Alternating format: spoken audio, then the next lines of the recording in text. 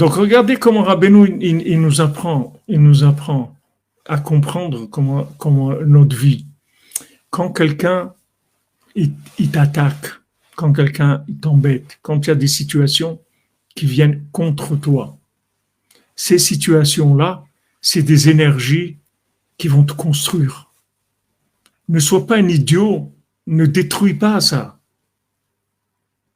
Parce que non seulement tu vas être perdant de l'énergie qui t'est arrivée pour te construire, mais tu vas donner de l'énergie à l'autre. Tu vas donner de l'énergie à l'autre. Rabbeinu, il donne un exemple dans l'écoutez-moi. Il dit, c'est comme maintenant, il y a deux personnes qui sont opposées et qui creusent un tunnel. C'est le cas. Ils creusent un tunnel pour arriver, il creuse un tunnel pour arriver chez l'autre. D'accord? Pour lui faire du mal. Et l'autre, au lieu de creuser un tunnel pour aller lui aussi l'attaquer, il répond pas, il dit rien. Alors il dit, il est comme de la terre. Il répond pas. Il dit, alors l'autre il creuse et lui il met de la terre, puisque lui il répond pas. Donc il met de la terre. Donc ça fait que l'autre il va jamais arriver chez lui, parce que l'autre il creuse et lui il met de la terre. Et l'autre il creuse et lui met de la terre. Tandis que s'il creuse, il va le trouver en face de lui.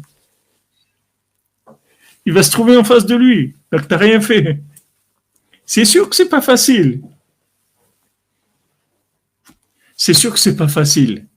C'est des niveaux très élevés. Mais on voit celui qui a la force de résister aux attaques, il sort énormément grandi. Ça te grandit énormément, les attaques. C'est comme si c'est Hachem qui prend le relais. Si on ne fait rien, Hachem il fait. C'est pas qu'Hachem il prend. Déjà, quand tu es attaqué, Hachem il est avec toi. Déjà, tout le temps. Tu es attaqué, Hachem il est avec toi. Il est toujours avec celui qui est attaqué. Mais celui qui vient t'attaquer, qui vient te faire honte, te mépriser, te faire quelque chose de mal, en fait, il vient te construire. Comme on avait dit pour la tzedaka, que le pauvre, il vient en fait parce que dans le ciel, on veut te donner quelque chose. Maintenant, pour te donner quelque chose que tu mérites pas, d'après la règle, on va t'envoyer quelqu'un qui va te demander de l'aide, et juste que tu aies pitié de lui. Alors tu vas lui donner. Et quand tu vas avoir pitié de lui, on va avoir pitié de toi. Ça, c'est la même chose. C'est le même principe. C'est-à-dire que maintenant, on veut te construire. Maintenant, ils ont envoyé ces flèches et ce feu-là. Ils croyaient maintenant faire du mal à cette personne. Mais non, avec ça, ils ont fait tomber le diamant. Et le diamant, ils ont parfait le diamant avec ça. Donc, toi, quand on t'attaque, en fait, on est en train de te construire. Donc, surtout, il faut pas que tu répondes. Surtout ne réponds pas, parce que c'est dommage. Tu vas déverser l'énergie. Donc, Rabbeinu emploie le mot ici de tishtaperna. Elles sont déversées. C'est-à-dire que, en fait, c'est une perte d'énergie. C'est dommage. Qu'est-ce qui va sortir de ça? Tu regardes la fin. Qu'est-ce qui va sortir de ça? Tu vas voir qu'il n'y a rien à la fin. Il n'y a rien de bien qui sort si tu réagis. Tandis que si tu encaisses l'attaque, c'est des énergies qui rentrent en toi et qui te construisent, tout simplement. Ça te construit, ça te rend fort, ça te donne de la force. Hachem, il t'envoie de la force, il ne peut pas t'envoyer de la force par le côté positif. Tu n'es pas dans un... C'est pas possible, ça peut pas venir comme ça. Même l'oncle de Rabbeinu, Rabbi Baruch de Medjibos, même lui, il s'est mis contre Rabbeinu. Parce qu'il a vu que si jamais on se met pas contre Rabbeinu, il va mourir tout de suite. Parce que c'était un trop grand chidouche, c'était quelqu'un de trop grand pour le monde. Donc il a vu, il faut l'attaquer. Il faut l'attaquer pour qu'il puisse continuer à vivre. Et en fait, en l'attaquant, ils l'ont construit.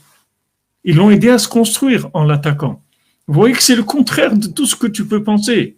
Tu crois que les gens qui l'ont attaqué, l'ont empêché d'exister, c'est le contraire. Les gens qui l'ont attaqué, ils l'ont fait exister.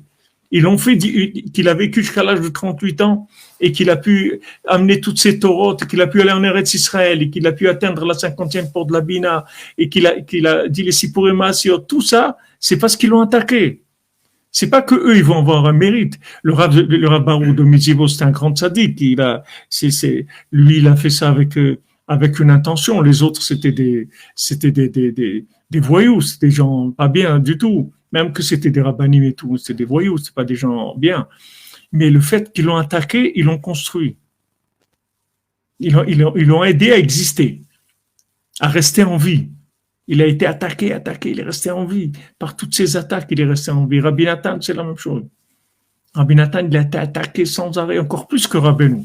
Parce que Rabbi Nathan, il a amené la Torah de Rabbeinu, il a écrit les Likutei Halachot, il a imprimé les livres de Rabbeinu, il a diffusé Rabbeinu, il a créé la yeshiva de Rabbeinu avec tous les élèves. Rabbi Nathan, il avait des élèves plus grands que les élèves de Rabbeinu, les élèves de Rabbi Nathan. Parce que Rabbeinu, il transmettait Rabbeinu mieux que Rabbeinu comme il le transmettait. Parce que c'était un élève. Donc, il arrivait à transmettre les choses de façon beaucoup plus accessible. Donc, il a été attaqué plus que Rabbeinu. Rabbeinu, ils ont jamais déclaré que c'était une mitzvah de le tuer. Tandis que Rabbi Nathan, ils ont déclaré que celui qui tue Rabbi Nathan, ils lui garantissent qu'il a une part au paradis. Les rabbanim, pas c'était des rabbanim officiels, des grands rabbins. Ils ont attaqué Rabbi Nathan terriblement. Mais Rabbi Nathan, il savait qu'il était porteur du fœtus de la Géoula. Il le savait, qu'il portait en lui la Géoula. Il le savait, il ne pouvait même pas parler. C'est-à-dire même dire à ses élèves ce qu'il savait, il ne pouvait pas. Parce que si ils avaient entendu ce que nous on dit aujourd'hui ça ouvertement, mais Rabbi Nathan, c'est sûr qu'il aurait tué. S'il avait dit ce que nous on dit aujourd'hui, il aurait tué tout de suite. Il était obligé même à ses élèves de parler avec des allusions. Il ne pouvait pas dire clairement ce qu'il savait de Rabbeinu, ce qu'il savait de la Torah de Rabbeinu, ce qu'il savait de Azamra et de tout le chizouk que Rabbeinu il a donné, de toutes ces paroles-là tellement élevées, toutes ces notions-là qui changent le monde. Il ne pouvait pas parler. Il est obligé de se cacher. Il ne pouvait pas dire les choses comme... Et souvent, il dit, je suis obligé d'arrêter ma plume. Il dit, je peux pas continuer. Je peux pas dire, parce que c'est dangereux. Mais il savait de quoi il était porteur, Rabbi Nathan. Il savait qu'est-ce qu'il avait en lui.